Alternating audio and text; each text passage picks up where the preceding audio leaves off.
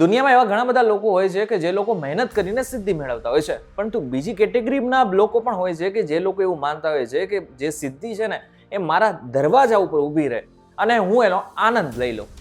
જે Donald Trump છે ને એ બીજી શ્રેણીમાં આવે છે, કેટેગરીમાં આવે છે, કારણ કે એમની એવી ઈચ્છા છે કે મને સામેથી નોબેલ શાંતિ પુરસ્કાર મળવો જોઈએ. પરંતુ હવે હજુ સુધી એમને નથી મળ્યો, એ વાત અલગ છે. પરંતુ શું તમને ખબર છે કે જે નોબેલ પુરસ્કાર છે એ કોને મળે છે, કઈ રીતના મળે છે, શા માટે આપવામાં આવે છે, કોને એની શરૂઆત કરેલી છે, અને આનાથી પણ વિશેષ આ નોબેલ શાંતિ પુરસ્કાર મળી જાય એના ફાયદા કેટલા કેટલા છે, એ જો તમને નથી ખબર ને તો આજનો આ ખાસ વિડીયો તમારા માટે જ બનાવેલ છે. આ વિડીયો એકવાર પૂરો જોઈને જજો.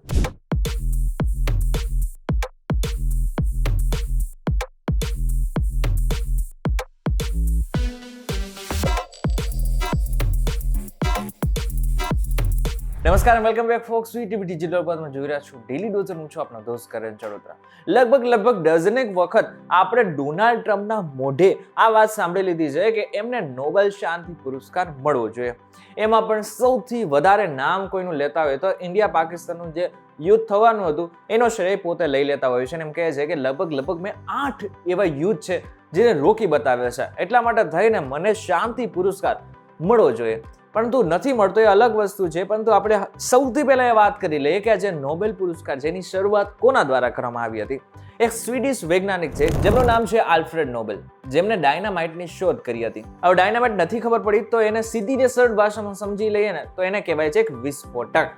આ વિસ્ફોટક બનાવ્યા પછી એમને ખૂબ જ પછતાવો થયો અને આ બાદ એમને એક મોટી જાહેરાત કરી હતી. એમને એમ કહ્યું હતું કે મારા મર્યા બાદ મારી વસિયતમાંથી જે ફંડ ભેગું થાય, જે વ્યાજ મળે, એ લોકોને એવો એવોર્ડ આપવા માટે કરજો કે જે લોકો એકચ્યુઅલમાં આખી દુનિયામાં શાંતિ સ્થાપવા માટે જાણીતા હોય. અને ત્યારથી નામ પડ્યું નોબેલ પીસ પ્રાઇઝ. હવે આમ જોવા જઈએ ને તો સ્વીડિશ વૈજ્ઞાનિક હતા, બધાને લાગે કે સ્વીડનમાં આ એવોર્ડ આપવામાં આવતો હશે, પરંતુ એવું બિલકુલ નથી. આ જે એવોર્ડ છે એ નોર્વેમાં આપવામાં આવે છે. નોર્વેની સંસદ દ્વારા નિમાયેલી 5 સભ્યોની સમિતિ વિજેતા નક્કી કરે છે. આ એવોર્ડ માત્ર એક મેડલ નથી, પણ એક એવી માન્યતા છે કે તમે પૃથ્વી પર લોહી વહેતું અટકાવ્યું છે. હવે તમને સમજાઈ ગયું હશે કે શા માટે થઈને નોબેલ પુરસ્કાર મહત્વનું છે.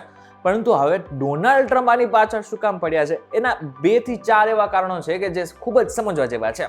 સૌથી પહેલું અને સૌથી મોટું કારણ ઓબામા. ટ્રમ્પના મતે બરાક ઓબામાએ 2009માં પદ સંભાળતાની સાથે જ કાંઈ પણ કર્યા વગર નોબેલ મેળવી લીધો હતો. ટ્રમ્પ આને પોતાના પ્રત્યેનો અન્યાય માને છે અને ઓબામા કરતા પોતાની જાતને ડીલ મેકર એવું સાબિત કરવા માંગે છે. તમને જણાવી દઉં કે બરાક ઓબામાથી હંમેશા ડોનાલ્ડ ટ્રમ્પ ક્યાંક ને ક્યાંક ઈર્ષ્યા કરતા હોય ને એવું લાગતું હોય છે. બીજું છે ઐતિહાસિક વારસો. એક આક્રમક નેતાની છબી ધરાવતા ટ્રમ્પ ઈચ્છે છે કે ઇતિહાસમાં તેમને એક વિશ્વ શાંતિદૂત તરીકે યાદ રાખે. કેવી મજાક કરી રહ્યા છે ખબર નથી પડી રહી, કારણ કે એક એવા નેતા કે જેને કારણે અત્યારે દુનિયામાં અશાંતિ ફેલાયેલી છે એમને શાંતિના દૂત બનવું છે. અને ત્રીજું છે પોલિટિકલ માઇલેજ.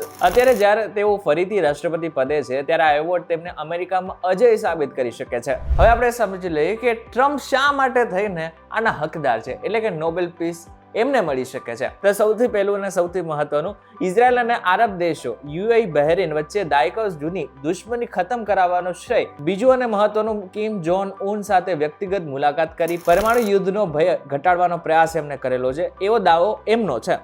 ત્રીજું અને મહત્વનું, ટ્રમ્પ સતત દાવો કરે છે કે તેમના શાસનકાળમાં અમેરિકાએ કોઈ નવું યુદ્ધ શરૂ નથી કર્યું. હવે કોઈ યુદ્ધ નથી કરેલું, પરંતુ ચોક્કસી કોઈ દેશમાં જવું, ત્યાં દેશના વડાને ડાયરેક્ટ પોતાની સેના દ્વારા ઉપાડી લેવો અને પોતાના દેશમાં લઈ આવું તો ટ્રમ્પ ચોક્કસી કરે છે, ખાલી યુદ્ધ નથી કરતા. હવે તમને એમ લાગતું હશે કે 2025 થી જ ટ્રમ્પ નોબેલ ચિલ્લાવી રહ્યા છે, પરંતુ એવું બિલકુલ નથી. એવું કહેવાય છે કે 2018, 2019, 2020, 2021 અને હવે 2025, 2026 માટે પણ તેઓ સત્તાવાર રીતે એમનું નામ મોકલવામાં આવ્યું છે. 2025માં એમને આ એવોર્ડ નહોતો મળી શક્યો, પરંતુ 2026માં તે ચોક્કસપણે એ શ્રેય લે છે કે અમે ભારત પાકિસ્તાન વચ્ચે, ઈરાન ઇઝરાયલ વચ્ચે અને રશિયા યુક્રેન વચ્ચે સુલેહ કરાવી લીધી છે. એટલા માટે થઈને ટ્રમ્પને આ એવોર્ડ મળવો જોઈએ. જોકે ટ્રમ્પને આ એવોર્ડ નથી મળ્યાની પાછળનું કારણ પણ ટ્રમ્પ પોતે જ છે. ટ્રમ્પની અમેરિકા ફર્સ્ટ નીતિ અને આંતરરાષ્ટ્રીય સંધિઓ, જેમાં પેરિસ ક્લાઇમેટ એગ્રીમેન્ટમાંથી બહાર નીકળવું એ નોબેલના આદર્શોની વિરુદ્ધ માનવામાં આવ્યો છે. હમણાં આપણે જે ઉત્તર કોરિયાની વાત કરીને કિમ જોન ઉન સાથે ટ્રમ્પે મુલાકાત કરીને મુલાકાત બાદ પરમાણુ યુદ્ધ અને પરમાણુ શસ્ત્રો છોડવાની જે વાત કરેલી હતી, પરંતુ મહત્વનું છે કે કિમ જોન ઉને પરમાણુ શસ્ત્રો છોડ્યા જ નથી. એમને તો સતત પરમાણુ અભ્યાસો કરેલા છે. એટલે આમ જોવા જાય તો માત્ર ને માત્ર બધી જ વાતો ફોટો સેશન માટે હતી, પરંતુ એકચ્યુઅલમાં નોબેલ પુરસ્કાર મળે એની કેટેગરી તો અત્યાર સુધી દેખાઈ જ નહોતી. આ સાથે જાન્યુઆરી 6ના કેપિટલ હિલ પરના હુમલા જેવી ઘટનાઓએ શાંતિ પુરસ્કાર માટેની તેમની દાવેદારી લગભગ ખતમ કરી દીધી હતી. હવે છેલ્લે આપણે એ પણ જાણી લઈએ કે એકચ્યુઅલમાં જે નોબેલ પુરસ્કાર મળે છે એને ફાયદો કેટલો મળે છે. હવે વિજેતાને સોનાનો મેડલ, ડિપ્લોમા અને લગભગ 1 મિલિયન એટલે કે લગભગ 8.3 કરોડ રૂપિયા મળે છે. આ સાથે નોબેલ વિજેતા દુનિયામાં કોઈ પણ દેશમાં જાય ત્યારે તેમને સર્વોચ્ચ સન્માન મળે છે. તેમની વાતને આંતરરાષ્ટ્રીય મંચ પર વધુ વજન આપવામાં આવે છે. જો અમેરિકન રાષ્ટ્રપતિને એવોર્ડ મળે તો અમેરિકાની નૈતિક શક્તિ વધે છે. તે સાબિત કરે છે કે અમેરિકા માત્ર હથિયારોથી નહીં પણ મુત્સદ્દીગીરીથી દુનિયા ચલાવે છે. પરંતુ ચોક્કસથી એક વાત બાકી છે કે ટ્રમ્પે જેટલા દાવાઓ કર્યા છે એમાંથી અમુક એવા દાવાઓ છે કે જેને સત્ય માની શકાય, બાકી મોટા ભાગના ડ્રામા તરીકે જોવામાં આવી રહ્યા છે. ત્યારે તમને શું લાગે છે કે 2026માં ટ્રમ્પને નોબેલ પુરસ્કાર મળવો જોઈએ કે નહીં? એમને જરા કમેન્ટ કરીને ચોક્કસથી કહેજો. વિડીયો થકી જો તમને કઈ ઇન્ફોર્મેશન મળે તો વિડીયો લાઈક અને શેર જરૂરથી કરજો. તો આવા જ ઇન્ફોર્મેટિવ વિડીયોઝ માટે વીટીવી ડિજિટલ સાથે જોડાયેલા રહેજો.